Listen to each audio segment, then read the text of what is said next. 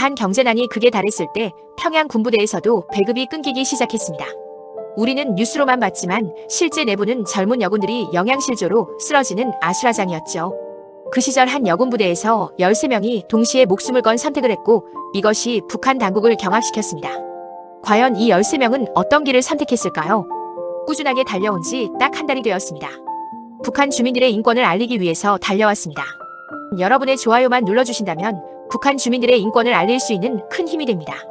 채널 통계를 보면 85%의 시청자분들이 구독을 하지 않고 영상을 본다고 합니다. 무료 구독 누르는데 3초면 되니까 한 번씩 눌러주세요. 구독자 200이 코앞인데 200을 찍고 싶습니다. 한 번씩만 부탁드립니다.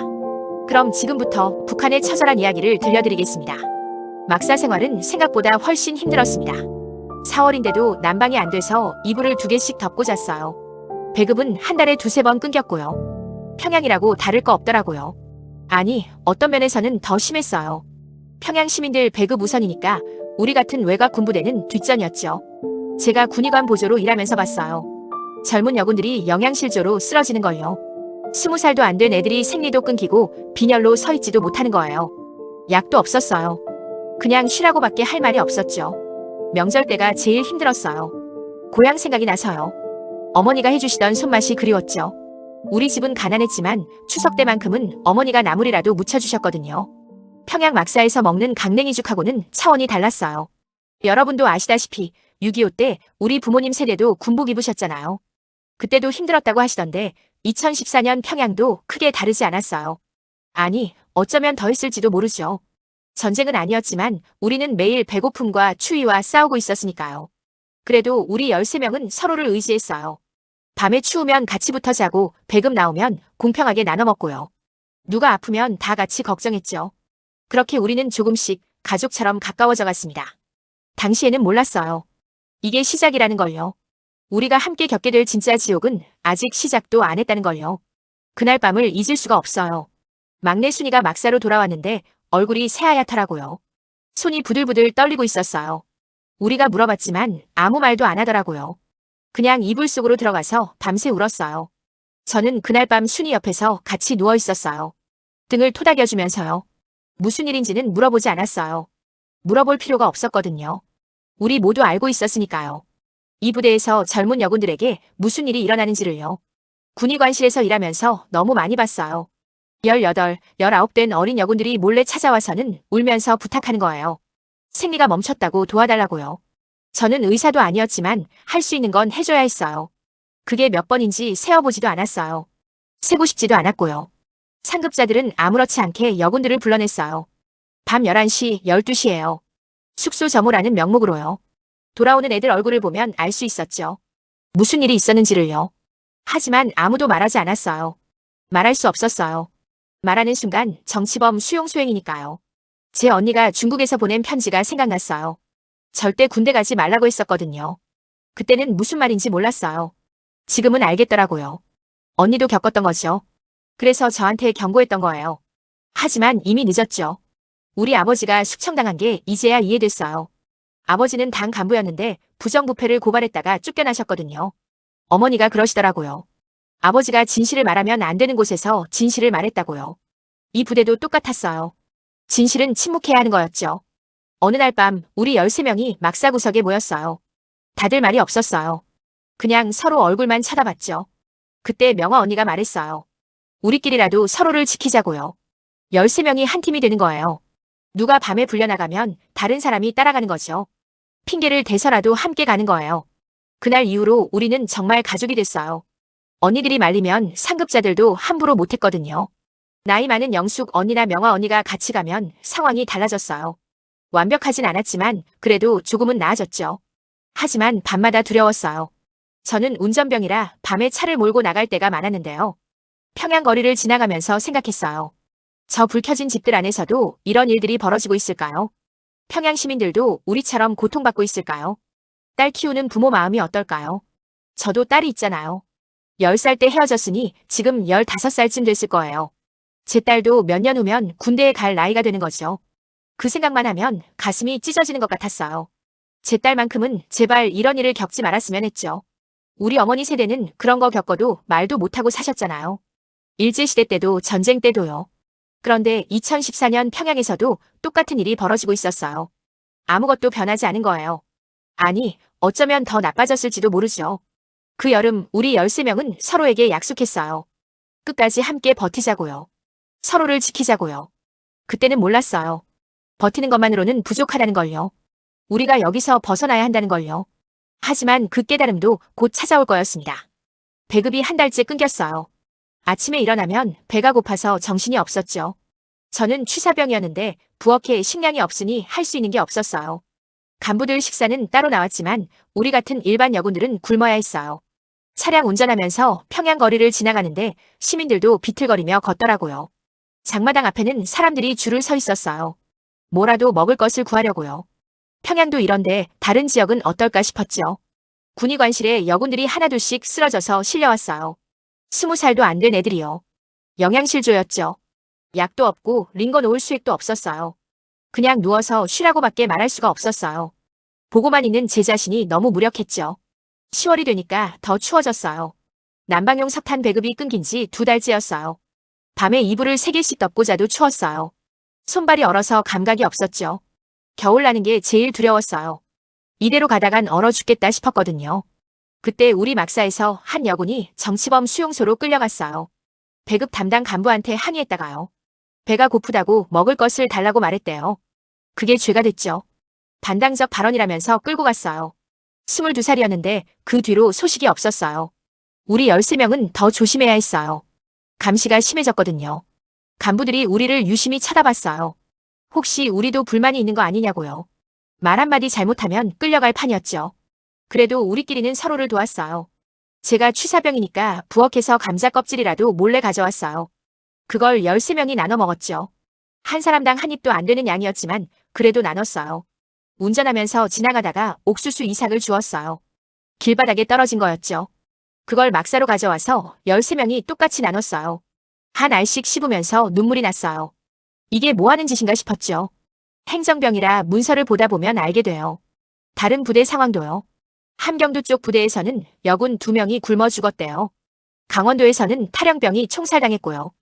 우리만 힘든 게 아니었어요. 전국이 다 그랬죠. IMF 때보다 더 했던 것 같아요. 부모님한테 들었거든요. 그때도 힘들었다고요. 하지만 이건 다르죠. 전쟁도 아니고요. 그냥 체제가 무너지고 있는 거였어요. 위에서는 미사일 쏘고 핵실험한다는데 아래는 굶어 죽고 있었죠. 어느 날 밤 우리 13명이 몰래 모였어요. 막사 구석에서요. 명화 언니가 조용히 말했어요. 이대로는 살 수 없다고요. 우리 중에 누군가는 죽을 거라고요. 아니, 어쩌면 다 죽을지도 모른다고요. 순이가 울면서 말했어요. 이렇게 살다 죽는 건가요? 25인데 이렇게 끝나는 건가요? 우리 모두 말이 없었어요. 대답할 수가 없었거든요. 정말 그럴 것 같았으니까요. 영숙 언니가 한숨을 쉬며 말했어요. 딸아이 얼굴이 자꾸 보인대요. 10살 때 헤어졌는데 지금 얼마나 컸을까요? 다시 볼 수 있을까요? 언니 목소리가 떨리더라고요. 그날 밤 우리는 서로 꼭 안았어요. 13명이 다 같이요. 울지는 않았어요. 울 기운도 없었거든요. 그냥 서로의 온기를 느꼈죠. 우리한테 남은 건 서로밖에 없었으니까요. 그때 처음으로 생각했어요. 여기서 벗어나야 한다고요. 막사여군 한 명이 목을 매려고 했어요. 제가 발견해서 살렸는데 그 친구가 말했어요. 살고 싶지 않다고요. 그날 밤 우리 13명이 몰래 모였어요. 명화 언니가 말했어요. 우리도 저 친구처럼 될 거라고요. 여기 있으면 죽는다고요. 순이가 울면서 말했어요. 저는 25인데 이렇게 죽고 싶지 않다고요. 부모님 얼굴도 다시 보고 싶고 평범하게 살고 싶다고요. 영숙 언니가 말했어요. 딸아이를 다시 보고 싶다고요. 10살 때 헤어졌으니 지금 15쯤 됐을 거래요. 한 번만이라도 안아주고 싶다고 했어요. 제 차례가 왔어요. 저는 중국에 있는 언니 얘기를 했어요. 언니가 먼저 탈북했거든요. 연변에서 식당 한다고 했어요. 언니한테 가고 싶다고 말했죠. 혜란이가 조용히 말했어요. 우리 아버지를 죽인 게 이 체제라고요. 당 간부였던 아버지가 진실을 말했다가 숙청당하셨대요. 여기서 벗어나야 산다고 했어요. 미선이는 현실적이었어요. 부모님이 장마당에서 장사하시는데 뇌물 바치느라 힘드시대요. 저라도 나가서 돈을 벌어야 한다고요. 중국 가서 일하면 북한보다는 낫지 않겠냐고 했죠. 한 명 한 명 돌아가며 얘기했어요. 13명 다요. 각자 이유는 달랐지만 결론은 같았어요. 탈북을 해야 한다는 거요. 명화 언니가 물었어요. 정말 갈 거냐고요. 걸리면 총살이라고요. 가족들도 정치범 수용소 간다고요. 우리는 대답했어요. 간다고요. 그날부터 준비를 시작했어요. 제가 차량 운전병이니까 국경 쪽 정보를 수집했어요. 평양에서 양강도까지 가는 길을 외웠죠. 어느 검문소가 허술한지, 어느 시간대가 안전한지요. 수경이는 행정병이라 문서를 위조할 수 있었어요. 출장 명령서 양식을 몰래 빼냈죠. 도장도 구했고요. 검문소 한두 개는 통과할 수 있을 것 같았어요. 영숙 언니는 군의관실에서 약을 챙겼어요. 소화제, 진통제, 소독약이요. 혜란이는 취사병이라 식량을 빼돌렸어요. 강냉이 가루, 옥수수요. 저는 어머니께 편지를 썼어요. 전하지 못할 거 알면서요. 그냥 죄송하다고만 썼어요. 불효녀라고요. 그리고 꼭 다시 뵙겠다고요. 통일이 되면요. 순이는 부모님 생각에 매일 밤 울었어요. 저보고 그러더라고요. 부모님 생각하면 못 간다고요. 하지만 가야 한다고요. 살아야 나중에라도 볼 수 있다고요. 12월 말이 됐어요. 한겨울이었죠. 탈북하기엔 제일 힘든 계절이었지만 더 이상 미룰 수 없었어요. 다들 지쳐가고 있었거든요. 출발 날짜를 정했어요. 2015년 1월 15일 새벽 3시요. 명화 언니가 말했어요. 함께 가자고요. 함께 살아남자고요. 13명 모두 손을 맞잡았어요. 그날 밤 잠을 못 잤어요. 내일이면 평양을 떠나는 거고 북한을 떠나는 거죠. 다시 못 올 수도 있어요. 하지만 두렵기보다는 희망이 생겼어요. 처음으로요. 제가 군용 트럭을 몰았어요. 운전병이니까요. 12명은 뒤 짐칸에 숨었어요. 방수포로 덮고요. 심장이 터질 것 같았어요. 걸리면 총살이니까요. 첫 번째 검문소를 통과했어요. 수경이가 위조한 출장 명령서를 보여줬죠.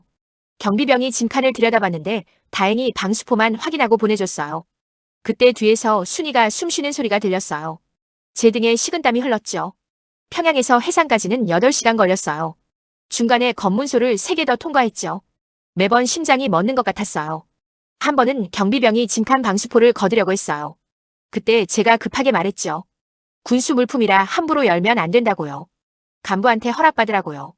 경비병이 귀찮았는지 그냥 보내줬어요. 해가 뜰 무렵 해산에 도착했어요.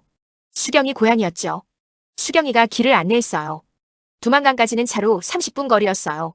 강변에 트럭을 세웠어요. 13명 모두 내렸죠. 강을 보는 순간 숨이 막혔어요. 강폭이 생각보다 넓더라고요. 그리고 얼음이 얇아 보였어요. 1월 중순이면 두껍게 얼어야 하는데 그의 겨울은 따뜻했거든요. 명화 언니가 말했어요. 지금 안 가면 기회가 없다고요. 해가 뜨기 전에 건너야 한다고요.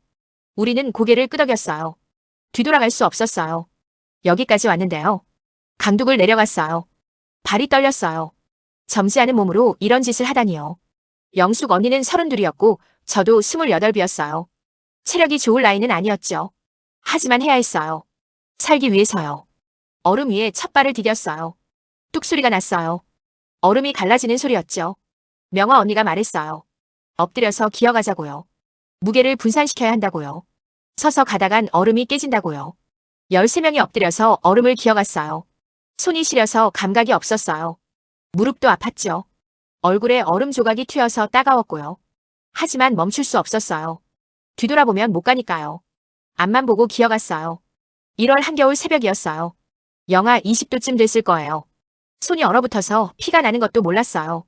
그냥 기어갔어요. 한 뼘씩 한 뼘씩요. 그때였어요. 강 건너편에서 불빛이 보였어요. 국경 수비대였어요. 우리를 발견한 거죠. 누군가 소리쳤어요. 서라고요. 움직이지 말라고요. 총소리가 들렸어요. 땅땅땅. 제 옆에서 누군가 비명을 질렀어요. 돌아보니 순이었어요. 어깨를 맞았더라고요. 피가 얼음 위로 흘렀어요. 빨간 피가 하얀 얼음 위에 번졌죠. 명화 언니가 소리쳤어요. 계속 가라고요. 멈추지 말라고요. 순이를 끌고라도 가라고요. 우리는 미친 듯이 기어갔어요. 총소리가 계속 들렸죠. 땅땅땅. 귀가 멍멍했어요. 또 비명이 들렸어요. 뒤에서요. 돌아볼 수 없었어요. 돌아보면 저도 죽으니까요. 그냥 앞만 보고 기어갔어요. 미안하다고 속으로 말하면서요. 얼음이 깨지는 소리가 들렸어요. 우지끈. 누군가 물에 빠진 거예요. 비명이 들렸어요. 짧게요. 그리고 조용해졌어요. 구할 수 없었어요. 우리도 살아야 했으니까요. 드디어 중국 땅에 닿았어요. 10명이었어요. 3명이 없었죠. 뒤를 돌아봤어요. 강저편 북한 땅에 3개의 검은 점이 보였어요. 우리 동료들이었어요. 움직이지 않았어요. 순이는 어깨에 총을 맞았지만 살아있었어요. 영숙 언니가 응급처치를 했죠. 막사를 떠날 때 챙긴 소독약과 붕대로요. 순이가 아파서 신음했지만 소리를 내면 안 됐어요. 국경수비대가 아직 가까이 있었으니까요. 혜란이가 울면서 말했어요. 미안하다고요. 우리 때문에 3명이 죽었다고요. 명화 언니가 혜란이를 안았어요. 우리 잘못이 아니라고요. 체제가 죽인 거라고요. 우리는 살기 위해 도망친 것뿐이라고요. 하늘에 계신 부모님께 기도했어요. 저희를 지켜주셨다고요. 감사하다고요. 그리고 3명 친구들을 거두어 주시라고요. 편히 쉬게 해주시라고요. 6.25 때 피난 가셨던 분들 심정이 이랬을까요? 고향을 등지고 강을 건너는 마음이요. 죽을 수도 있는데 그래도 가야만 하는 그 심정이요. 뒤에 남겨진 사람들 생각하면서도 앞으로 가야 하는 그 마음이요. 중국 땅이었지만 안전하지 않았어요. 국경수비대가 중국 공안에 연락했을 테니까요. 우리는 일어나서 뛰기 시작했어요. 어디로 가야 할지도 몰랐지만 그냥 뛰었어요. 강에서 멀리, 최대한 멀리요. 눈 덮인 산길을 뛰었어요. 넘어지고 다시 일어나고요. 순이를 부축하면서요. 1시간쯤 뛰었을까요? 더 이상 못 가겠더라고요. 숨이 턱까지 차올랐어요. 작은 동굴을 발견했어요. 그곳에 숨었죠. 10명이 서로 껴안고 몸을 녹였어요. 추워서 떨었지만 불을 피울 수 없었어요. 연기가 나면 들키니까요. 그날 밤을 잊을 수가 없어요. 추위와 두려움과 슬픔이 동시에 밀려왔어요. 살아남았다는 안도감도 있었지만 3명을 잃었다는 죄책감이 더 컸어요. 명화 언니가 조용히 말했어요. 우리가 살아남은 이유가 있을 거라고요. 3명의 목까지 살아야 한다고요. 그들의 이야기를 세상에 알려야 한다고요. 우리는 그날 밤 약속했어요. 절대 잊지 않겠다고요. 두만강에서 잃어버린 3명을요. 그들의 이름을 기억하겠다고요. 새벽이 밝았어요. 우리는 다시 길을 떠났습니다. 10명이서요. 중국에 도착했지만 자유를 얻은 건 아니었어요. 오히려 새로운 지옥이 시작됐죠. 수경이 언니가 연변에 있다고 했어요. 하지만 해산에서 연변까지는 멀었어요. 우리는 산길로 걸어야 했죠. 낮에는 숨고 밤에만 움직였어요. 사흘을 걸어서 작은 마을에 도착했어요. 수경이가 아는 조선족 할머니 댁이었죠. 할머니가 우리를 보더니 눈물을 흘리셨어요. 얼마나 힘들었겠냐고 들어오라고 하셨죠. 할머니가 밥을 주셨어요. 쌀밥이었어요. 우리는 울면서 밥을 먹었어요. 쌀밥을 먹은 게 얼마만인지 몰라요. 할머니가 말씀하셨어요. 같은 핏줄인데 어떻게 안 도와주겠냐고요. 하지만 오래 있으면 위험하다고 했죠. 공안이 수시로 단속한다고요. 이틀 후에 공안 단속이 왔어요. 우리는 뒷산으로 도망쳤죠. 하지만 2명이 붙잡혔어요. 순이하고 혜란이었어요. 순이는 총 맞은 어깨 때문에 빨리 못 뛰었고 혜란이는 순이를 부축하다가 같이 잡혔죠. 우리는 숲속에 숨어서 봤어요. 공안이 2명을 차에 태우는 걸요. 북송될 거예요. 북한으로 돌아가면 정치범 수용소죠. 명화 언니가 울었어요. 우리가 구해야 한다고요. 하지만 영숙 언니가 말했어요. 우리가 나가면 다 죽는다고요. 8명이라도 살아야 한다고요. 그날 밤 우리는 아무 말도 못했어요. 죄책감에 숨이 막혔죠. 수경이 언니가 연변에서 식당을 한다고 했어요. 조선족 할머니가 트럭 기사를 소개해 주셨어요. 돈을 주고 연변까지 태워달라고 했죠. 연변에 도착했어요. 수경이 언니 식당은 작았어요. 조선족들이 오는 작은 식당이었죠. 언니가 우리를 보고 울었어요. 동생이 살아서 왔다고요. 우리는 그 식당에서 일하기 시작했어요. 설거지, 청소, 요리 보조요. 월급은 없었어요. 대신 밥과 잠자리를 줬죠. 하지만 신분을 숨겨야 했어요. 중국말을 못하니까 벙어리 행세를 했죠. 말하면 북한 사투리가 나오니까요. 밤마다 순이하고 혜란이 생각이 났어요. 둘은 지금 어디 있을까요? 살아있을까요? 영숙 언니가 말했어요. 우리라도 살아야 한다고요. 그게 동료들을 위하는 길이라고요. 우리가 살아서 이 이야기를 세상에 알려야 한다고요. 한국 선교사님들이 식당에 오셨어요. 수경이 언니가 연락한 거였죠. 선교사님들이 우리를 보고 눈물을 흘리셨어요. 같은 민족이라고 도와주시는 거예요. 한국 사람들이 우리를 버리지 않았어요. 선교사님들이 한국 가는 길을 알려주셨어요. 태국을 거쳐서 가야 한다고요. 비용이 많이 든다고 했죠. 우리는 식당에서 일하며 돈을 모으기 시작했어요. 6개월이 지났어요. 우리 8명은 아직 중국에 있었어요. 하지만 희망이 생겼어요. 한국에 갈 수 있다는 희망이요. 선교사님들이 브로커를 연결해 주셨어요. 중국에서 라오스를 거쳐 태국으로 가는 루트였죠. 6개월 동안 모은 돈을 다 줬어요. 부족한 건 선교사님들이 보태주셨고요. 출발 전날 밤 우리 8명은 마지막으로 모였어요. 명화 언니가 말했어요. 조금만 더 버티면 한국에 갈 수 있다고요. 새벽에 출발했어요. 브로커가 준비한 승합차를 탔죠. 우리는 짐칸에 숨었어요. 중국에서 라오스까지는 이틀 걸렸어요. 검문소를 여러 번 통과했죠. 매번 숨이 멎는 것 같았어요. 브로커가 뇌물을 주고 넘어갔죠. 라오스에 도착했어요. 하지만 거기서 큰일이 터졌어요. 라오스 공안이 우리를 추격한 거예요. 우리는 차에서 뛰어내렸어요. 밤중이었죠. 정글 속으로 도망쳤어요. 나무 뿌리에 걸려 넘어지고 가시에 찔리고요. 그래도 뛰었어요. 미선이가 뒤처졌어요. 제가 돌아보니까 공안이 미선이를 붙잡고 있더라고요. 미선이가 소리쳤어요. 가라고요. 돌아보지 말라고요. 우리는 계속 뛰었어요. 7명이서요. 미선이를 버리고요. 브로커가 우리를 숨겨줬어요. 라오스의 작은 마을에서요. 사흘을 숨어 지냈죠. 밤마다 미선이 얼굴이 떠올랐어요. 명화 언니가 울었어요. 우리가 살아남으면 미선이 이야기도 꼭 하자고요. 사흘 후에 다시 출발했어요. 태국까지는 하루 걸렸어요. 태국 방콕에 도착했어요. 브로커가 한국 대사관 위치를 알려줬죠. 우리는 걸어서 대사관으로 갔어요.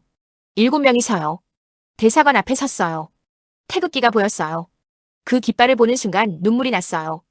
영숙 언니가 말했어요. 딸을 볼 수 있을 거라고요. 수경이가 말했어요. 언니를 다시 만날 거라고요. 대사관 문을 두드렸어요. 직원분이 나오셨어요. 우리가 북한에서 왔다고 도와달라고 했죠. 직원분이 눈물을 흘리셨어요. 들어오라고 하셨어요.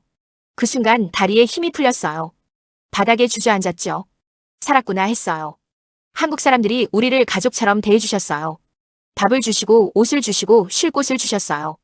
같은 민족이니까 도와주는 거라고 하셨죠. 대사관에서 열흘을 지냈어요. 서류 작업을 했고요. 그리고 비행기표를 받았어요. 인천행이었어요. 출발 전날 밤 우리 7명은 마지막으로 모였어요. 명화 언니가 말했어요. 여기까지 오느라 6명을 잃었다고요. 13명 중에 7명만 살아남았다고요. 우리는 운이 좋았다고요. 우리는 잊지 말자고 약속했어요. 3명은 두만강에서, 2명은 중국에서, 1명은 라오스에서요. 그들의 이야기를 세상에 꼭 알리자고요. 내일이면 한국에 가요. 드디어 자유의 땅으로요. 비행기에서 내리는 순간 다리가 떨렸어요. 한국 땅이에요. 정말로 한국이에요. 꿈인가 싶었죠. 공항이 얼마나 크던지요. 평양순환공항하고는 비교도 안 됐어요. 사람들이 자유롭게 다니고 웃고 얘기하고요. 그 모습이 너무 신기했어요. 하나원에 갔어요. 탈북자들이 적응 교육받는 곳이에요. 3개월 동안 한국 생활을 배웠죠. 은행 쓰는 법, 지하철 타는 법, 핸드폰 쓰는 법이요. 처음 편의점에 갔을 때가 기억나요. 24시간 불이 켜져 있더라고요. 밤 12시에도 물건을 살 수 있어요. 라면도 있고 빵도 있고 우유도 있고요. 그걸 보고 울었어요. 북한에서는 상상도 못할 일이었으니까요. 마트에 처음 갔을 때요. 쌀이 산더미처럼 쌓여 있더라고요. 그냥 사면 돼요. 배급표도 없고 줄 설 필요도 없고요. 돈만 있으면 살 수 있어요. 그게 얼마나 놀라운 일인지 아세요? 약국에서 약을 그냥 살 수 있어요. 처방전 없이도 살 수 있는 약이 많더라고요. 북한에서는 약 한 알 구하기가 하늘의 별 따기였는데요. 여기서는 약국이 곳곳에 있어요. 인터넷으로 북한 소식을 찾아봤어요. 뉴스도 보고 영상도 보고요. 북한에서는 금지된 정보들이에요. 여기서는 클릭 한 번이면 다 볼 수 있어요. 이게 자유구나 했죠. 말투가 달라서 처음엔 못 알아들었어요. 북한에서는 동무라고 하는데 여기서는 친구라고 하더라고요. 김치 맛도 다르고 음식이 달아서요. 하지만 그래도 같은 민족이니까 금방 적응했죠. 우리 7명은 하나원을 나온 뒤에도 자주 만났어요. 명절 때마다 모여서 밥을 먹고 이야기하고요. 우리끼리 가족 같았으니까요. 영숙 언니는 딸을 찾으려고 애썼어요. 적십자사에도 연락하고 브로커한테도 물어보고요. 하지만 소식이 없었어요. 북한에 있는 딸이요. 10살 때 헤어져서 지금 20살쯤 됐을 텐데요. 수경이는 언니를 만났어요. 중국 연변에 있던 언니가 한국으로 왔거든요. 자매가 한국에서 다시 만났어요. 둘이 안고 우는 모습을 보고 우리도 울었죠. 명화 언니는 어머니께 편지를 썼어요. 브로커를 통해서요. 편지가 전달되는지는 몰라요. 답장은 없었어요. 하지만 언니는 계속 편지를 써요. 어머니가 읽으실 거라고 믿으면서요. 저는 직장을 구했어요. 공장에서 일해요. 힘들지만 월급을 받아요. 제 통장에 돈이 들어와요. 이게 얼마나 신기한 일인지요. 북한에서는 월급이 있어도 의미가 없었거든요. 저희는 약속을 지키고 있어요. 잊지 않겠다고 했던 약속이요. 북한에 두고 온 가족들을 함께 탈북했다가 잃어버린 6명을요. 3명은 두만강에서, 2명은 중국에서, 1명은 라오스에서요. 그들의 이름을 불러줘요. 밤마다요. 잊지 않겠다고 약속했으니까요. 통일이 되면 다시 갈 거예요. 북한에요. 고향 땅을요. 어머니를 찾으러요. 영숙 언니는 딸을 찾으러요. 명화 언니는 어머니 산소를 찾으러요. 우리 세대의 통일을 볼 수 있을까요? 손자들 세대에는 하나 된 한반도를 볼 수 있을까요? 6.25 때 헤어진 가족들이 다시 만날 수 있을까요? 여러분께 이 이야기를 들려드리는 이유는요. 북한에도 우리 같은 사람들이 수없이 많다는 걸 알려드리고 싶어서예요. 자유를 꿈꾸는 사람들이요. 살고 싶은 사람들이요. 분단의 아픔이 언제쯤 끝날까요? 같은 민족인데 만날 수 없는 이 슬픔이요. 자유가 이렇게 소중한 줄 몰랐어요. 숨 쉬는 것만으로도 감사해요. 말할 수 있다는 것, 선택할 수 있다는 것, 꿈꿀 수 있다는 것이요. 우리 7명은 오늘도 사랑합니다. 6명의 못까지요. 그들이 보지 못한 자유를 우리가 대신 누리면서요. 그리고 기도합니다. 통일이 되는 그날까지요.